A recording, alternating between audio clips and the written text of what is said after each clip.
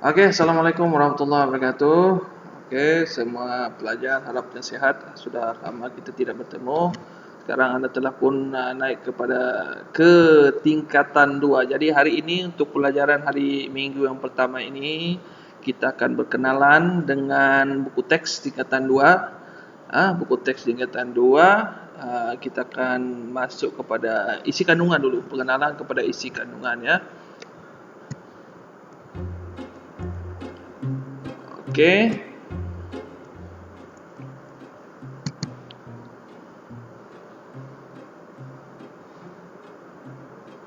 Oke, ini adalah isi kandungan pendidikan seni visual tingkatan 2. Jadi ini adalah buku teks PSB pendidikan seni visual tingkatan 2. Yang ini boleh di-download di Telegram, dan linknya akan saya beri selepas daripada video ini di-upload kepada semua murid yang dikasihi sekalian. Okey, antara kandungannya ada 3 perkara yang penting hari ini kita belajar, iaitu 5 bidang. Terdapat 5 bidang dengan 11 tajuk, dan juga mengetahui serba sedikit tentang pentafsiran. Pentafsiran tidak ada dalam buku teks ya. Hanya ada latihan dan pelbagai lagi ya. So, kita pergi kepada bidang yang pertama. Okey, bidang yang pertama ialah sejarah dan apresiasi seni visual. Boleh lihat di bawah tu. Cuba baca. Kita akan pergi kepada tajuk yang pertama. Dalam bidang 1 hanya ada satu tajuk saja, iaitu seni ragam hias pengangkutan. Pengangkutan tu kenderaan seperti sampan, kereta kuda, kereta lembu, dan juga kenderaan darat. Kereta lembu lah. Kalau kenderaan air, sampan, kenderaan udara, belum ada kenderaan udara lagi ya. Okey, kemudian alat permainan rakyat seperti wow, ada terdapat gambar di tepi tu. Wow, apalagi gasing dan sebagainya. Juga alat domestik. Alat domestik bermaksud alat kegunaan harian. Dalam tajuk ini murid akan belajar tentang seni ragam hias, iaitu corak-corak yang terdapat dalam pengangkutan, alat permainan rakyat dan juga alat domestik.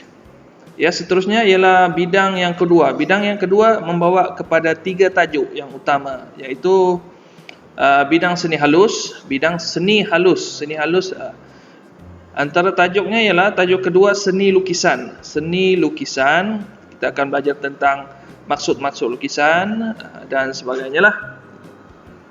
Ini adalah seni lukisan. Ini lukis. Okey, lukisan, bagaimana menghasilkan lukisan. Ini adalah tajuk yang paling panjang rasanya. Kemudian tajuk yang ketiga ialah seni catan. Seni catan, bagaimana kita nak mengecat ya, menggunakan warna. Okey. Kita akan belajar tentang definisi dan sebagainya, sejarah sekali.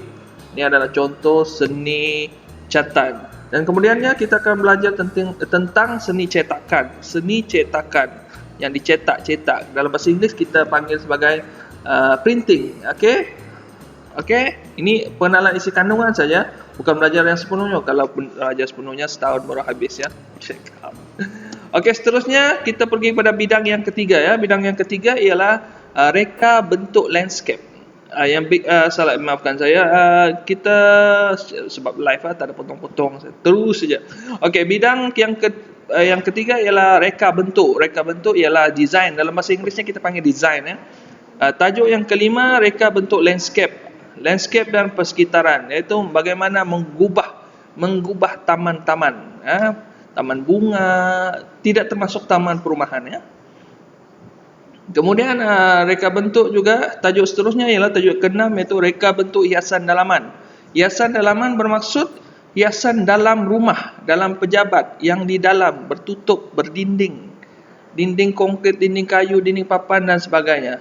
Kita akan belajar kemudian. Kemudian kita akan belajar tentang tajuk yang ketujuh, iaitu tajuk reka bentuk industri. Ini high thinking level ni. Okey, pemikiran aras tinggi ni, reka bentuk industri, industrial design. Bagaimana menghasilkan sesuatu bahan kegunaan harian yang biasa-biasa kita tengok. Okey, seterusnya tajuk Sekarang saya menumpukan kepada tajuk, bukan yang faham atau tidak faham. Yang ini kita boleh nampak dalam buku teks ya. Ini isi kandungan dahulu. Untuk minggu ini kita tengok apa yang kamu akan belajar sepanjang tahun ini. Okey, bidang seterusnya ialah seni craft. Okey. Bidang yang keempat ialah seni craft. Dulu craft tradisional. Sekarang kita tidak tradisional, kita sudah jadi moden. Okey. Bidang seni craft ada dua tajuk, iaitu seni sulaman. Seni sulaman ini yang dulunya dikenali sebagai sulaman tangan. Sekarang dia ada pelbagai sulaman mesin, sulaman benang emas dan sebagainya. Dan yang seterusnya ialah tajuk seni seramik. Dahulunya dipanggil sebagai tembikar. Oleh kerana pemodenan, kita gunakan seni seramik ya. Seni seramik. Okey. Kita panggil moden.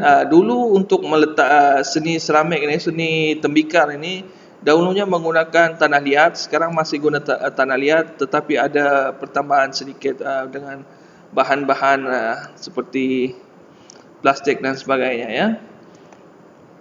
Okey, bidang yang kelima ya, bidang yang terakhir ialah komunikasi visual.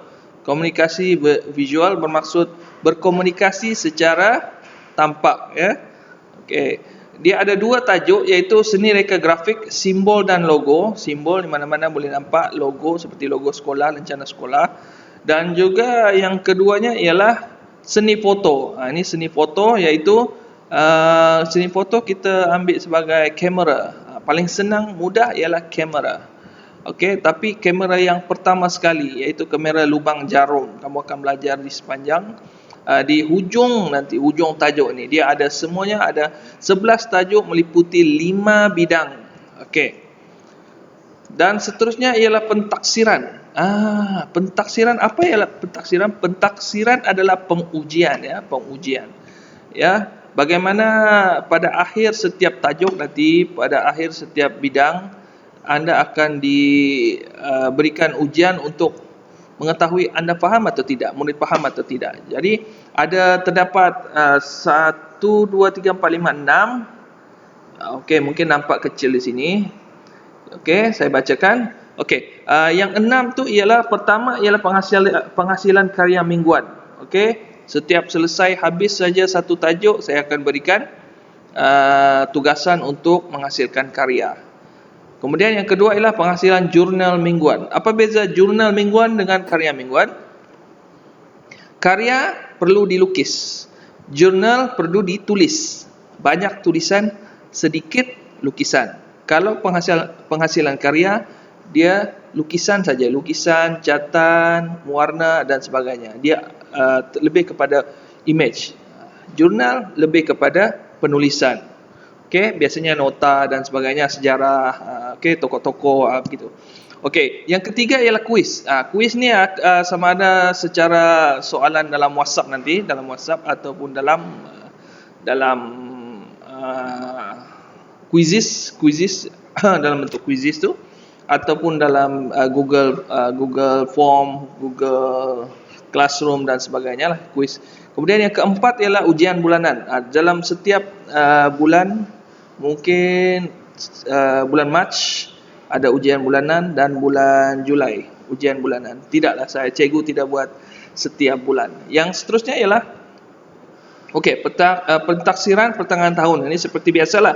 Dulunya dipanggil sebagai peperiksaan, tapi sekarang pentaksiran. Tidak semestinya kita jawab ABC, tidak semestinya jawab esei, tidak semestinya jawab kita lukis, dia lukis. Okey. Pentaksiran pertengahan tahun ni bebas. Kadang-kadang saya akan ambil daripada karya mingguan atau jurnal mingguan, ataupun saya akan suruh buat yang baru. Yang seterusnya ialah pentaksiran akhir tahun. Ini yang akhir tahun, seperti biasalah, akhir tahun. Okey. Buat pengetahuan murid sekalian, kamu terdapat 2 markah yang perlu saya sediakan dan kamu buat pada setiap hujung tahun. Yang pertama ialah PBD, pentaksiran bilik darjah. Itu adalah pentaksiran yang saya akan buat. Setiap tajuk kamu berjaya faham atau tidak, di mana level kamu, grade kamu setiap tajuk. Itu pentaksiran bilik darjah. Yang satu ialah pentaksiran akhir. Pentaksiran akhir adalah berdasarkan peperiksaan akhir. Kamu buat karya kamu yang akhir macam peperiksaan, kemudian hantar dan akan beri 80 markah. Okey. Pentaksiran akhir guna markah 80%, 90%, 35%, A, B, C, D. Manakala PBD, pentaksiran bilik darjah, lebih kepada grade kamu di mana. Okey, tahap penguasaan kamu sama ada, jaranglah satu ni faham je. Ya, dua pun jarang. 3, 4, 5, 6. 5, 6 saya tidak akan bagilah. Sebab itu kamu mengajar orang lain. Kamu sudah faham, kamu mengajar orang lain dan kamu menghasilkan karya yang lebih hebat. Itu 6. Tapi biasanya kamu akan dalam kedudukan 4, 5 saja. Okey. So, seterusnya itu adalah tentang, okey, habis sudah pelajaran pada hari ini. Saya harap anda, ya, okey, saya harap kamu tengoklah buku ini belik-belik, apa yang kamu faham, apa yang kamu tahu, apa yang, okey, kamu boleh Google tajuk-tajuk ini semua, okey, untuk kamu gunakan pada pelajaran yang akan datang. Sudah semestinya lah tajuk yang pertama yang akan kita masuk ialah tajuk bidang 1 pada minggu hadapan, ya. Okey, jadi sedialah tengok, baca apa benda dalam dia tu, apa yang harus dibuat. Untuk ini saya akan berikan tugasan jurnal. Okey, akan beri tugasan jurnal, tapi kita tunggu minggu depan apa yang akan jadi.